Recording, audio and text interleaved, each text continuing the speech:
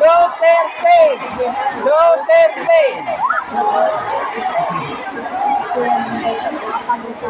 Maraming salamat. Ayong hapon kaninyong tanan.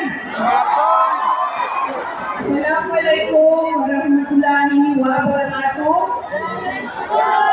Magayaw, ngayong adlaw kaninyong tanan. Magandang araw sa inyong lahat. Unahin ko po muna ang aking mga pagpapasalamat. Nauna po ang mga pagpasalamat. Una sa atong Governor Manny Piñon. Sa atong Vice Governor Efren Piñon.